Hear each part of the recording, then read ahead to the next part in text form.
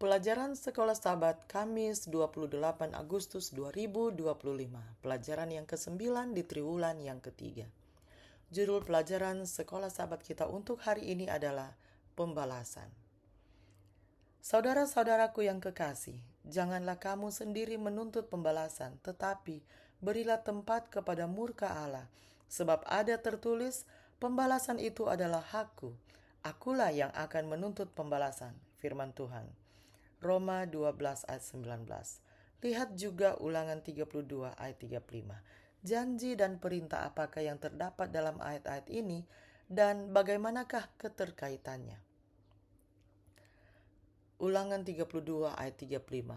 Hakkulah dendam dan pembalasan pada waktu kaki mereka goyang, sebab hari bencana bagi mereka telah dekat, akan segera datang apa yang telah disediakan bagi mereka.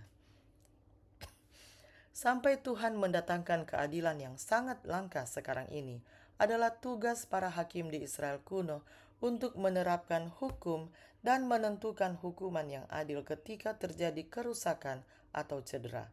Tetapi mereka membutuhkan fakta-fakta terlebih dahulu.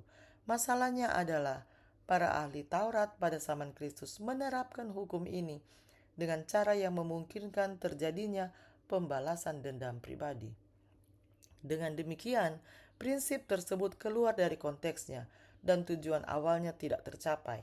Akibatnya mereka membela apa yang sebenarnya dilarang oleh hukum. Dengan demikian, prinsip tersebut diambil dari konteksnya dan tujuan awalnya tidak tercapai. Bacalah Matius 6 ayat 4 dan 6. Matius 16 ayat 27, Lukas 6 ayat 23, dan 2 Timotius 4 ayat 8. Apakah yang dikatakan ayat-ayat ini kepada kita tentang bagaimana Yesus memandang prinsip-prinsip pahala dan hukuman? Matius 6 ayat 4 dan 6. Hendaklah sedekahmu itu diberikan dengan tersembunyi, maka Bapamu yang melihat yang tersembunyi akan membalasnya kepadamu. Tetapi jika engkau berdoa, masuklah ke dalam kamarmu, tutuplah pintu dan berdoalah kepada Bapamu yang ada di tempat tersembunyi. Maka Bapamu yang melihat yang tersembunyi akan membalasnya kepadamu. Matius 16 ayat 27. Sebab anak manusia akan datang dalam kemuliaan Bapanya diiringi malaikat-malaikatnya. Pada waktu itu ia akan membalas setiap orang menurut perbuatannya. Lukas 6 ayat 23. Bersukacitalah pada waktu itu dan bergembiralah, sebab sesungguhnya upahmu besar di surga, karena secara demikian juga nenek moyang mereka telah memperlakukan para nabi. 2 Timotius 4 ayat 8. Sekarang telah tersedia bagiku mahkota kebenaran yang akan dikaruniakan kepadaku oleh Tuhan, Hakim yang adil pada harinya, tetapi bukan hanya kepadaku, melainkan juga kepada semua orang yang merindukan kedatangannya. Yesus tidak menentang prinsip pahala dan hukuman. Keadilan adalah masalah prinsip. Ini adalah bagian penting dari kehidupan. Namun, tidak ada seorang pun yang dapat mengambil peran sebagai hakim, juri, dan algojo bagi dirinya sendiri. Betapa mudahnya bagi kita untuk memutarbalikkan keadilan. Bukanlah tugas kita untuk membalas kejahatan. Jika ada kejahatan yang harus diatasi, hal ini harus dilakukan oleh pengadilan yang objektif.